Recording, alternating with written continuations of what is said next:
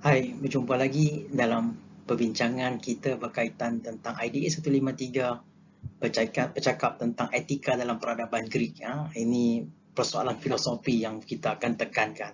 Kita akan bincangkan tentang sejarah peradaban Greek, kita akan bincang tentang politik dan juga agama dalam peradaban Greek ini. Kemudian kita akan belajar tentang aliran-aliran yang terpilih seperti aliran lama, aliran sainik dan juga aliran peripatetik. Ini yang kita akan bincangkan. Uh, Alright. Ingat, perbincangan ini agak terlalu filosofi yang menekankan tentang pemikiran yang tajam pada waktu pembincangan berkaitan tentang tamadun Greek ini. Okey, tamadun ini banyak menyumbang kepada tamadun barat yang ada sekarang ini.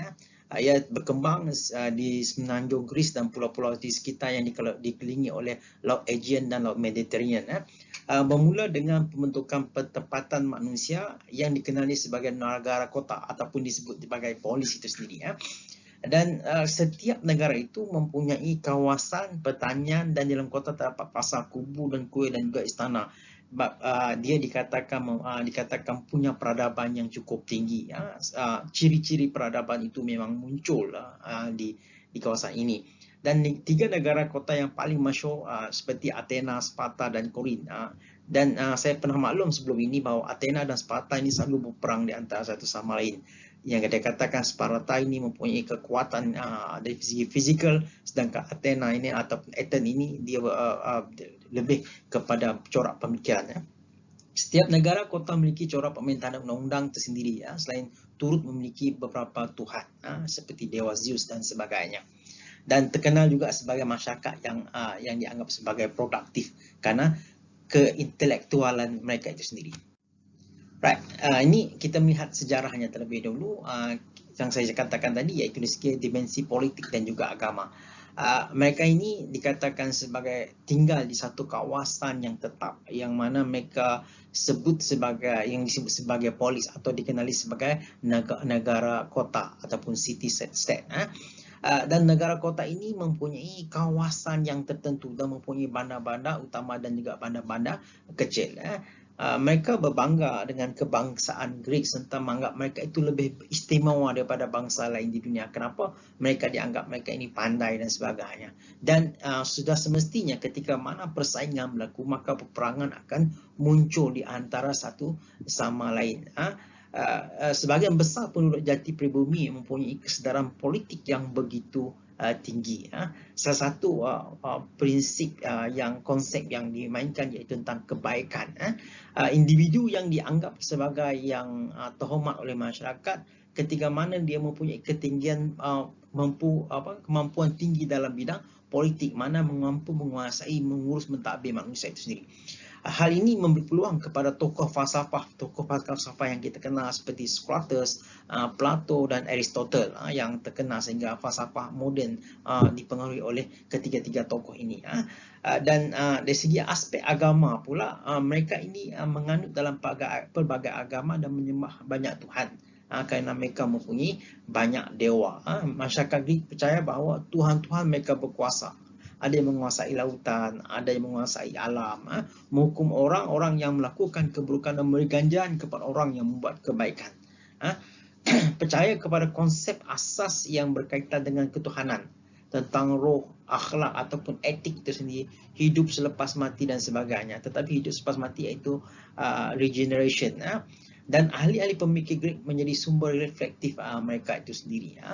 Alright.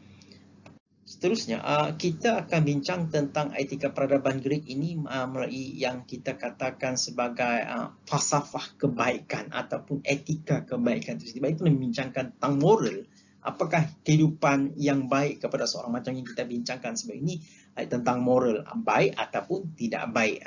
Kemudian bagaimana seseorang harus bertindak dengan betul dan baik itu sendiri. Kita mengambil tindakan yang wajar, apa yang kita putuskan. Sebab itulah persoalan moral ini sudah tentu memanifestasikan bahawa masyarakat Greek pada ketika itu sangat memerlukan satu kod etik ataupun garis panduan ataupun nasihat. Sebab itulah mereka terkenal dalam konteks hal demikian tentang undang-undang ini sendiri. Dan Falsafah moral dan etika zaman Greek kerap kali ditakwilkan sebagai satu kajian reflektif tentang apa itu kebaikan dan keburukan, apa tindakan yang wajar yang perlu dilakukan oleh manusia dan apa tanggungjawab mereka itu sendiri. Okey, mari kita belajar tentang 3 aliran ini sendiri. Okey. Pertama, aliran yang diasaskan oleh Pythagoras. Antara idea penting yang dilahirkan di sini iaitu pertama, kepercayaan kepada keabadian roh, iaitu roh itu akan mati dan akan kembali semula dan menjelma. Kalau roh yang baik akan kembali kepada jasad yang baik, dan sebaliknya kalau roh yang jahat akan kembali kepada roh yang kepada jasad yang jahat. Sekolah ini turut menyatakan bahawa konsep kesederhanaan, iaitu dikatakan titik pertengahan di antara perkara yang ekstrim. Contohnya orang yang sihat akan berada pada pertengahan atau memiliki suhu badan yang terlalu tinggi dan terlalu rendah, iaitu orang yang memiliki suhu badan yang sederhana itu sendiri. Sebab itulah dalam konteks ini, School of Thought ini menekankan tentang konsep kesederhanaan. Okay. Kemudian yang ketiga, sekolah ini juga turut mempopularkan teori pertentangan, di mana had limiting dan tidak ada had itu sendiri dianggap sebagai pasangan utama. Perkara yang dianggap had dianggap baik dan rasional, dan sebaliknya yang tidak ada had itu dianggap ataupun non-limiting itu dianggap tidak baik dan tidak rasional.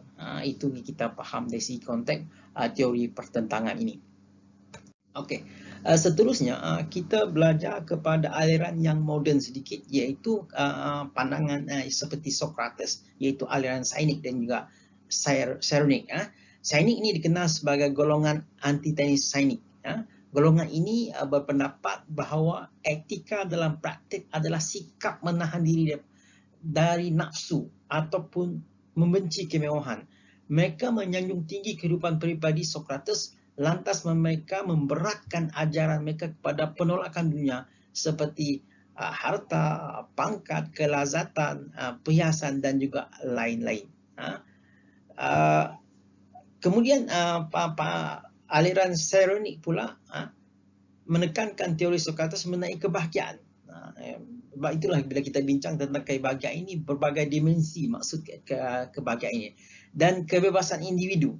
Akhirnya golongan ini telah menyimpulkan bahawa kelazatan pribadi, keseronokan pribadi adalah kebaikan yang tertinggi dan menjadi matlamat kepada kehidupan manusia itu sendiri. Maknanya hidup freedom, hidup yang dikatakan apa itu kebebasan sebenarnya, yang dikatakan sebagai kelazatan pribadi, maknanya ingin kepada yang dikatakan hidup yang dianggap sebagai hal yang paling terbaik, yang terbaik dalam dirinya, dan itu yang menjadikan matlamat dalam kehidupan manusia itu. Kemudian teori kelazatan sebagai matlamat dalam kehidupan manusia ini akhirnya diterima dan dikembangkan oleh aliran Epicureanism dan beberapa aliran sehingga kini. Ini yang kita lihat daripada pandangan Socrates. Okey, seterusnya kita melihat aliran yang agak baru yang kemudian, iaitu pandangan daripada Aristotle, iaitu aliran peripatetik. Istilah peripatetik ini berasal dari bahasa Yunani, iaitu peripetin, iaitu berarti berkeliling, berjalan. Sebab apa? Aristoteles ketika mana dia mengajar, dia akan mengelilingi anak-anak muridnya. Okey, Aristotle berpendapat bahawa ini kita bercakap tentang ilmu etik. Ilmu etik berlainan jika dibandingkan dengan disiplin ilmu lain yang lebih bersifat spekulatif. Kenapa? Matlamat ilmu etik bukan setakat untuk memahami apakah itu kebaikan, tetapi apa yang lebih penting ialah untuk kita menjadi baik. Bukan sekadar teori je, tapi bagaimana kita membentuk diri kita menjadi seorang yang baik. Dan juga bagi merealisasikan kebaikan yang dipelajari dalam setiap ruang kehidupan kita. Maknanya apabila kita mempelajari benda-benda yang baik, benda-benda yang dikatakan sebagai suatu benda yang positif, maka kita memenuhi ruang kehidupan kita dengan nilai positif tersebut. Menurut Aristotle, etika berasal daripada perkataan custom ataupun adat kebiasaan. kerana ia adalah hasil daripada proses membiasakan diri dalam melakukan sesuatu kebaikan. Proses membiasakan diri maknanya kita membentuk, melatih diri kita untuk menjadi yang baik. Etika wujud dan terjana dalam jiwa setiap manusia. Ini hampir sama dengan maksud pandangan Imam Ghazali dan juga Imam Miskawi dalam konteks berbicara kita kan tentang akhlak. Bila jiwa baik, maka perbuatan moral itu pun baik juga, seperti mana kita dah bincang pada minggu lepas. Jiwa pula terbahagi kepada dua bahagian, iaitu jiwa rasional dan jiwa tidak rasional. Jiwa rasional terjana kebijaksanaan, falsafah, kemahuan untuk belajar, ingatan dan sebagainya. Manakala jiwa yang tidak rasional pula terdapat pelbagai kebaikan moral seperti kesederhanaan, keadilan, keberanian dan lain-lain akhlak ataupun moral yang mulia itu sendiri. Maknanya kalau yang dikatakan jiwa rasional itu lebih kepada disiplin ilmu, sedangkan yang dikatakan jiwa yang tidak rasional lebih kepada sifat yang kebaikan itu sendiri. Kemudian dalam Aristotle punya pandangan bahawa terdapat 3 unsur yang penting dalam jiwa manusia, seperti apa? Perasaan, kudrat dan juga yang dikatakan sebagai keadaan jiwa. Itu yang dikatakan akhlak itu mesti ataupun etika itu mesti melibatkan 3 benda ini. Perasaan, kudrat seseorang itu dan keadaan jiwa seorang itu. Sebab itulah 3 ini yang menjadi faktor penting dalam membentuk etik ataupun akhlak seseorang. Alright, sambung. Kemudian menurut Aristotle, etika bukan nafsu. Justru seseorang itu boleh dilabelkan sama ada baik ataupun buruk, tidak boleh dilabelkan sama ada baik atau buruk kerana mempunyai nafsu. Itu pandangan Aristotle. Etika juga bukan kudrat, lantaran seseorang tidak boleh dicop sama ada baik atau buruk disebabkan beliau mempunyai kudrat ataupun kuasa untuk marah, takut, dengki dan ketika mana dia menjadi pemimpin contohnya. Maka dia ada kuasa. Maka kita tidak boleh mengatakan etik dalam konteks demikian. Oleh itu, etik sama ada etik tersebut baik atau buruk mestilah merujuk kepada situasi yang terjana dalam jiwa seseorang itu sendiri. Dalaman, soul itu tadi. Dan Aristotle merujuk kepada sesuatu yang dengannya kita mampu untuk berdepan dengan nafsu kita, sama ada cara baik ataupun buruk. Aristotle juga pendapat bahawa kehidupan manusia mempunyai tujuan dan matlamat tertentu. Justru tugas beliau yang penting adalah untuk mengenal pasti apakah matlamat tersebut dan bagaimana pula untuk mencapaikannya. Kemudian matlamat hidup manusia itu ialah mencapai eudaimonia, yang disebut sebagai apa?